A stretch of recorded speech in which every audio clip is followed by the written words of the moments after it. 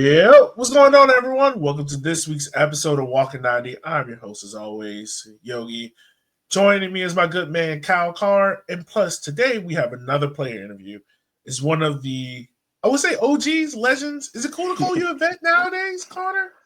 Oh, yeah, definitely. Okay, it's cool to call you a vet nowadays. Let me ask you this. When did you know you were a vet? Like, when did you know you were like, oh, I am old? I think it was probably my first year in Omaha. I think it kind of hit getting there, and everyone was in their mid to early 20s, and I was getting close to 30, and it was one of those where it was me and I think Sosa, and it was just like, you two are the old guys, and that's kind of when it hit me, like, oh man, something's changed here. Yeah, man, that's definitely. I can imagine that. I got called Unk the other day by one of my students, and I was just like, "Oh, this hurts. This hurts." That's when you know it's like, all right, maybe I should reevaluate some life choices I make, because if I'm being viewed this way. Yeah, definitely. Like the whole time playing pickup for the Red Army, I'm just thinking like, please don't tear a hamstring. Please don't tear a hamstring. Please don't tear a hamstring.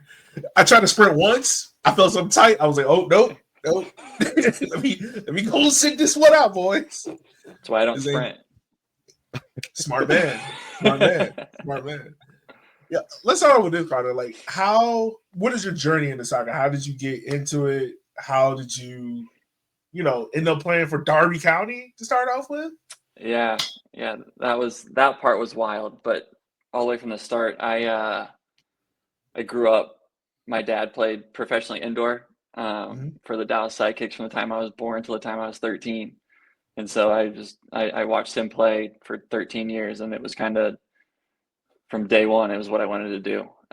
So just being around it and going to his practices and stuff, I was just that fully immersed me in the soccer world. And him being from Ireland, I was watching the Premier League when we could. So it was it was from the jump.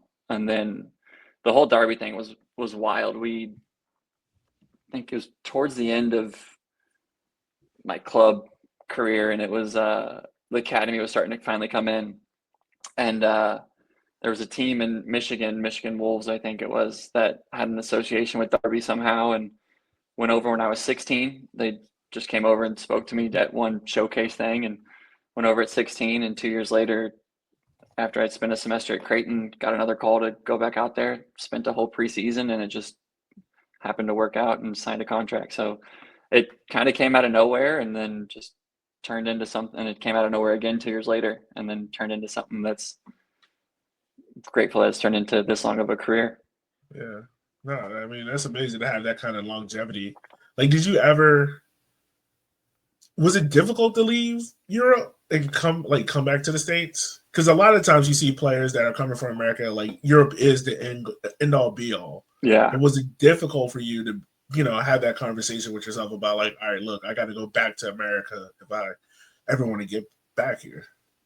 Yeah, I think that was a big discussion was when I came to the end of that year with Derby. It was kind of, do I want to stay over here and try and maybe drop down a league or two and go on loan and things like that. But it ended up trying to get a loan deal in MLS. And I think going over there when I was 18 and in the environment I kind of grew up in, it's completely different over there. And I think mentally, I always say, I think if I would have been there at 16, I think I would have probably been a lot more successful in terms of games and things like that. But mentally, I think I was ready to come back and be home.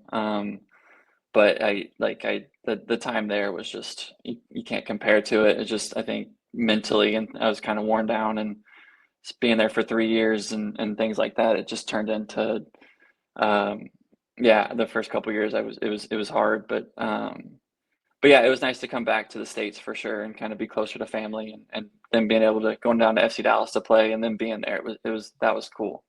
Yeah. Hard. Yeah, and I was going to say, Connor, with your dad obviously being very involved with Dallas, I think he had his number retired, if I'm not mistaken. Yeah, the first sure iteration of the team. But when you kind of look at it, it's like when you're comparing the soccer that you were seeing in America, and obviously indoor is going to be a little bit different than outdoor. Mm-hmm. But in terms of just like the approach and the style, how have you noticed like the change from watching it when you were younger and watching your dad, then you go over to Europe and then you come back to the States? Like, what did you notice as like the biggest shift? I always said, at least at the start, I think American soccer back, was it now 15 years ago, was kind of the athletic sport. It had all the athletes and that were decent at soccer, whereas I feel like in Europe they have the really good soccer players who are okay athletes. So like the IQ, but I think that IQ has shifted. I mean, obviously with MLS growing to what it is now and going out and getting big names and kind of integrating multiple countries who are soccer heavy, I think that's helped it a lot in terms of bringing up even the college kids that come in and things like that, to their IQ just growing. And I think the soccer side of it has definitely grown to be on par with the athleticism in MLS. And I think that's been a big thing for them to continue to grow. I think that's been noticing from the kind of teams I played with in DC to like the teams you see now playing. It's definitely a big difference in terms of the quality, just the sheer quality of like soccer that's played. It's different. Yeah. So speaking about your time in DC, like you were there for the US Open Cup win on a team that, you know, a lot of DC United fans themselves will say wasn't that great, but it gave us something to cheer about.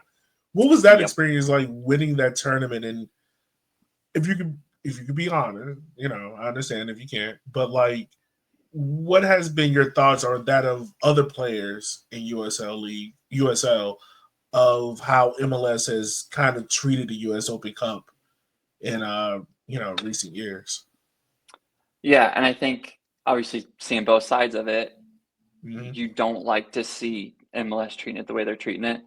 I think you look across the world and these are the tournaments that people look forward to. The FA Cups, the League Cups, things like that. It's a chance for teams like Richmond, Tormenta to go into these cool stadiums. The run we went on with Omaha a few years ago, where you get to go play in Chicago, play in Kansas City, play in Minnesota. That's the stuff people remember, and those are the cool times. And the whole point is for there to be cup sets. There's a whole point is there for to be upsets and lower league teams beat the MLS teams. That's the whole point and the magic of the whole cup thing. So I think to see them kind of, and them traveling to lower league grounds to play against teams and they actually get a big crowd and people show up, whether it's turf or not. I know it's not ideal. We don't like playing on turf either, but like, it's just one of those things where it is sad to see them kind of treating it the way they are, just for, and I'm older, but you see these, when we went to Kansas City and played them in the quarterfinal, and there's 20,000 people there and there's 1,500 Omaha fans in the corner, to see those 20 to 26-year-old like eyes light up of like, this is the real deal. That's what's special about it. And but to go to your first point, winning it that year was kind of crazy for me because I joined them halfway through the season.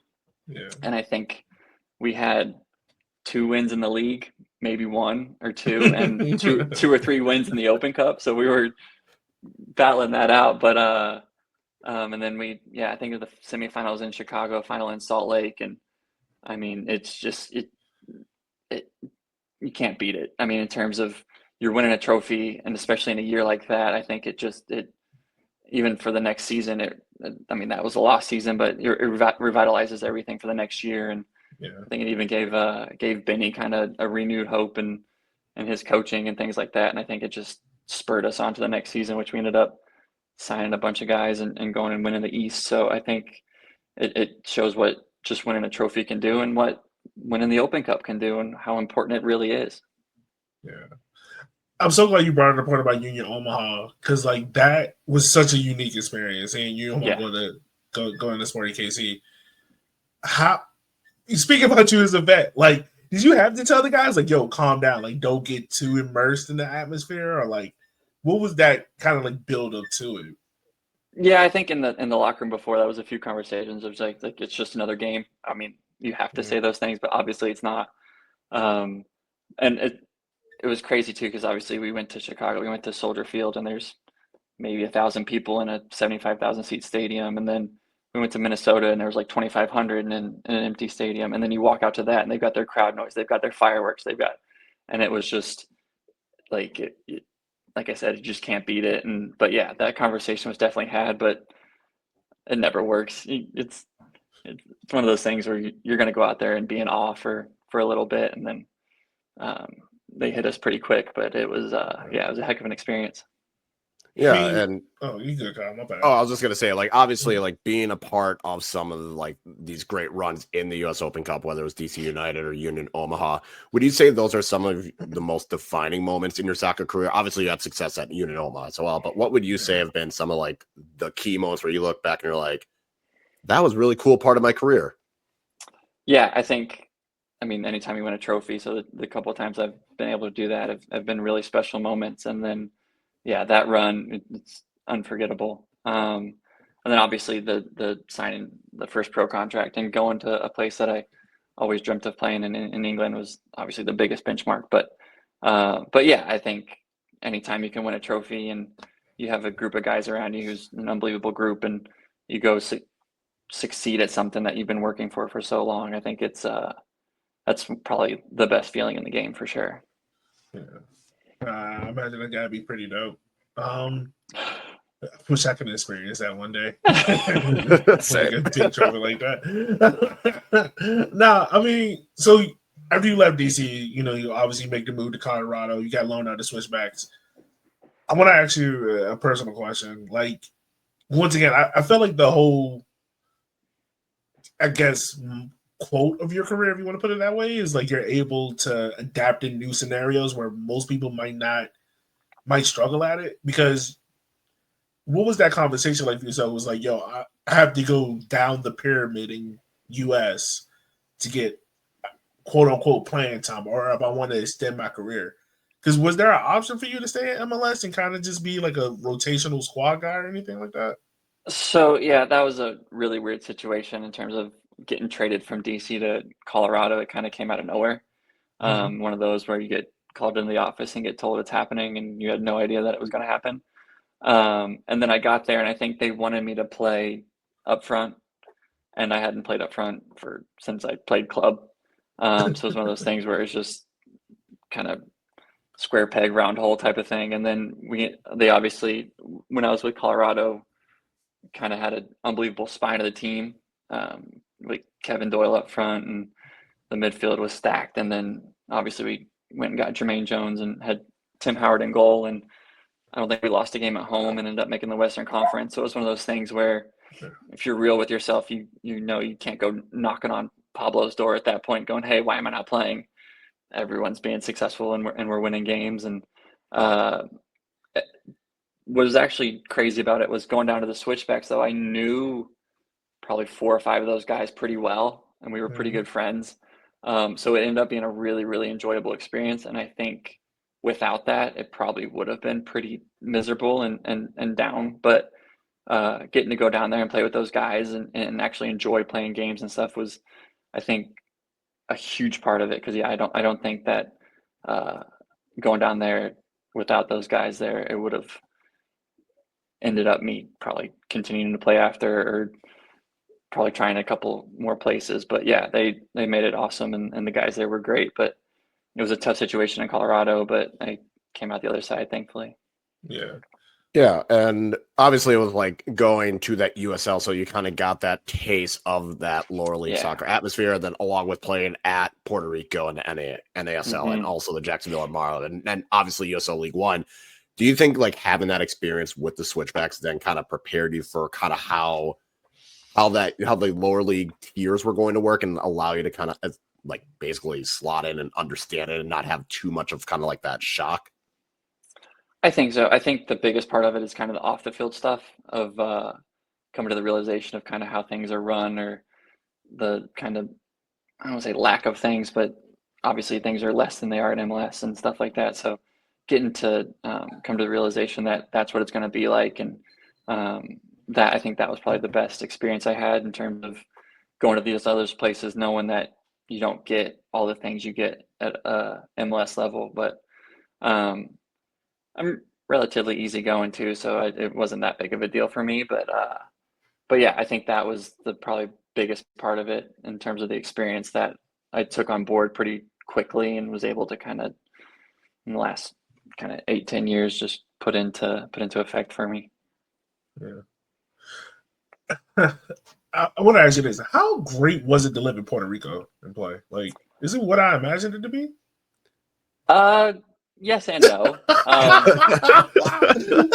That hesitation let me know everything I need to know. Yeah, no, I mean, listen, they put us up in a great spot, and we were a 5-minute walk from the beach, and all that was fantastic. And Okay. like, you can't complain about that stuff. There were other things that were a little iffy in terms of kind of how things were run down there, but yeah, living there and being that close to that was just that was cool. Yeah.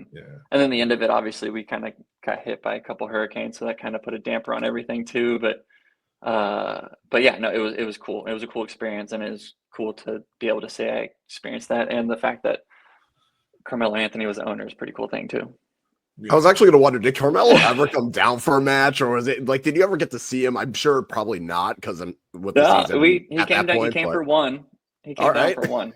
Yeah, Okay. him and I actually think it was Jimmy Butler popped in the locker room after a game and ended up, I think, popping out after the game. But yeah, it was one of those where they were kind of just in the locker room and said hi from a distance. But yeah, nothing too crazy. And I think the year before he actually made 1 or 2 appearances, and there were a bunch of guys had pictures with him and stuff. So he showed up, and I think he took pride in having a team down in Puerto Rico, which is sustaining we'll it see. after a couple I think hurricanes. I think there's rumors of a Puerto Rico team coming back, so we'll see whether or not. I've heard about this. Yeah, we'll see. Another thing that I'm really interested to talk to you about is like I feel like I'm dating you so much. Like That's you're fine. one of Every day happens every day. You're one of the original like players that started off in USL League One in 2019, right? You're still in the league now, and from 2019 starting off in Chattanooga to now with Tormenta, like what are some of the growth things you've seen in League One of how things have improved? Yeah, I mean, you see, obviously, Chat's built their stadium. They put grass in it. I think that's a big deal. Getting their own kind of soccer-specific stadium that's just theirs. I think that's important for everybody. And I mean, in reality, we've had one team really fold, and a couple after last year just kind of obviously didn't get along with whatever was going on. But it continues to grow, and it's going to continue to grow over the next couple of years and add more teams and more opportunity for guys. I think it's one of those things where, like you said, when I was with the Switchbacks, that was it. You had that league and that league only, and now you have 30 something teams in the championship, and soon to be probably 12 to 15 in our league. And it's just like the opportunity that presents, and it's kind of in those secondary cities, which are cool cities that you don't know about that end up being awesome. Like when I was moving to Chattanooga, we'd never heard of Chattanooga before, and we got there and spent 2 years there and absolutely loved it. And I thought it's an awesome city. So it's one of those things you get to experience stuff you never would. And so, but yeah, I think just the pure growth of it is just it's really cool to see, especially over 7 years of starting with, what do we start with, 8 teams? So it's pretty cool to see it, and the top 2 went to the playoffs. Now you're looking at 6 to 8 teams and actually having a real playoff going on. So that's the coolest part, I think, to me, is seeing teams pop up and continue to pop up and not fall off. I imagine that's a lot. You spent time in Chattanooga, had some success there, but I think the real cool part about this is you're a Creighton Blue Jay. You had the opportunity to go back home to Union Omaha. How was that? Like, what? Obviously, going back to Omaha must have been a selling point. But was there any other selling points getting able to play for Coach Jay and everything?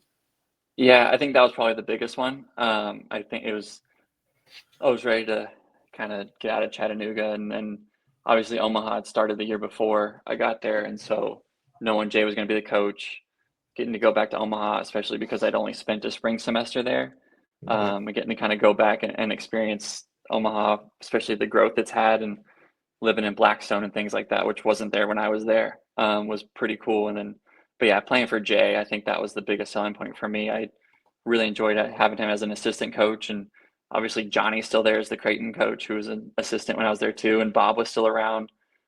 So it was just basically the Omaha trilogy was still around there. So it was cool to kind of see them and hang out with them. But yeah, I jumped at the opportunity to play for Jay again. And obviously they had made a final the year before. So it was a pretty easy decision to go there. And it's another city where I feel like a lot of people kind of think of what is Omaha, but you get there and it's a pretty cool experience. Yeah.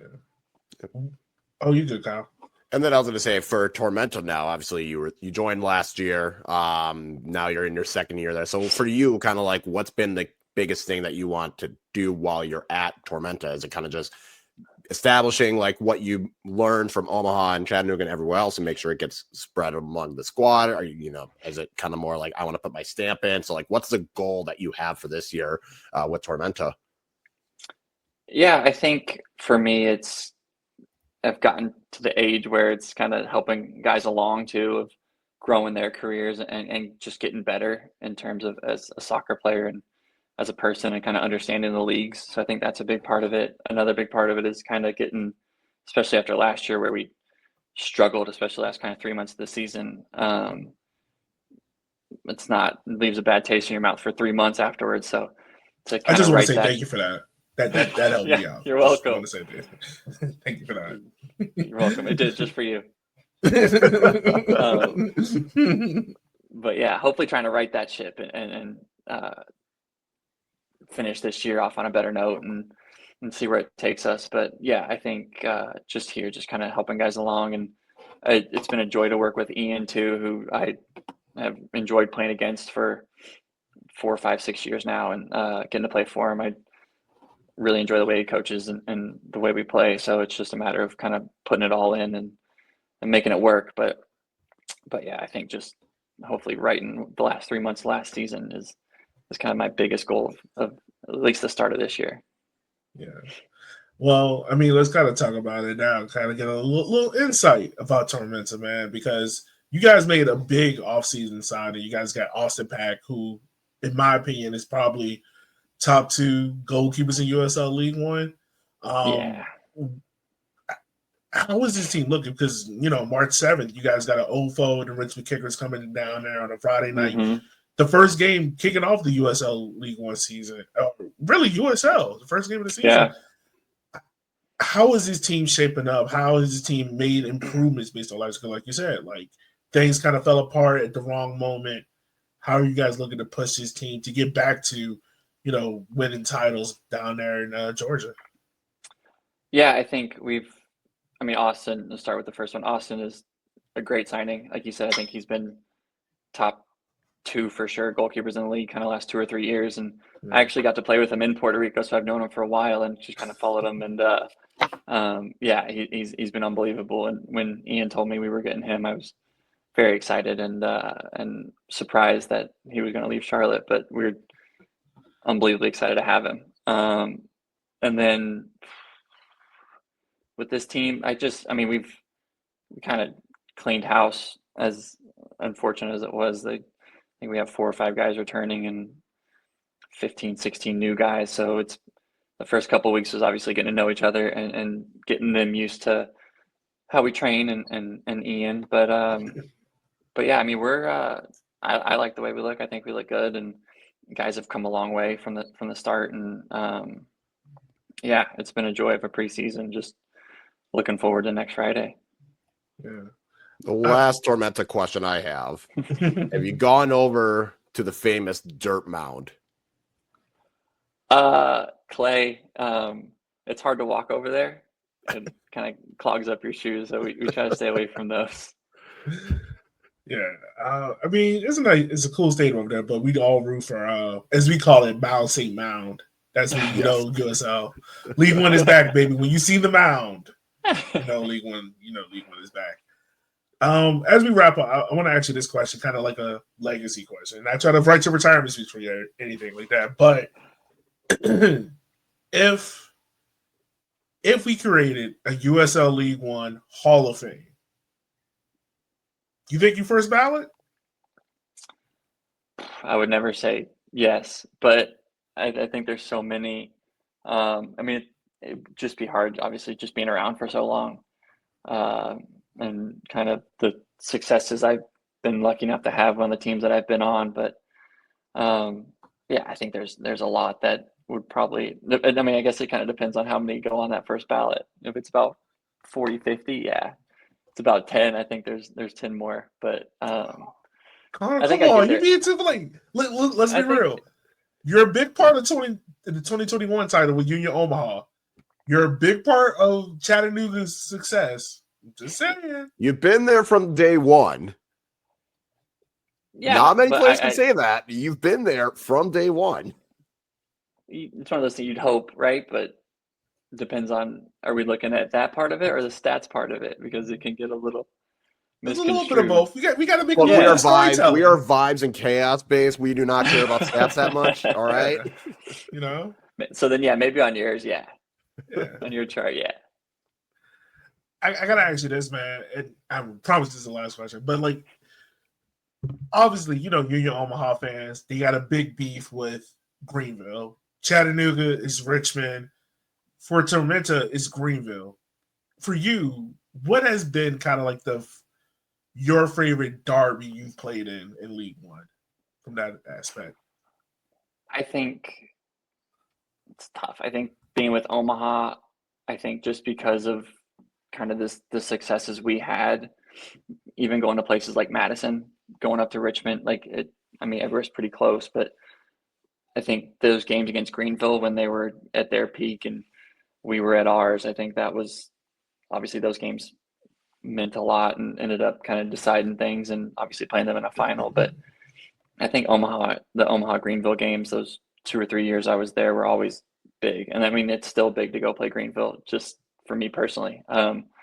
So yeah. And now that playing again next to Aaron Walker too, it was a little weird seeing him walk through the door last year, but he's a great dude. And it's cool to reminisce with someone who's kind of been doing the same thing I have the last 5, 6, 7 years. So, but yeah, I think playing Greenville, regardless, is always going to be one of those games for me where it's just a big game. All right, man. Well, look, fans, season starts off March 7th. South Georgia Tormenta versus Richmond Kickers. Pretty sure Connor will be there on the field starting and everything that. Connor, any last things from you? Anything you wish we would have asked you before we wrap up and get up out of here, man? I don't think so. I just appreciate you guys for having me on. This was a lot of fun. Yeah, of course, man. Look, hey, we like Kyle said, we bring the vibes and chaos, so we try to highlight the great guys in this league, man. Great guys. I appreciate that. Thank you. Yeah, no problem. Say man. hi. Say hi when we're up there. I definitely will. Do that. Welcome in.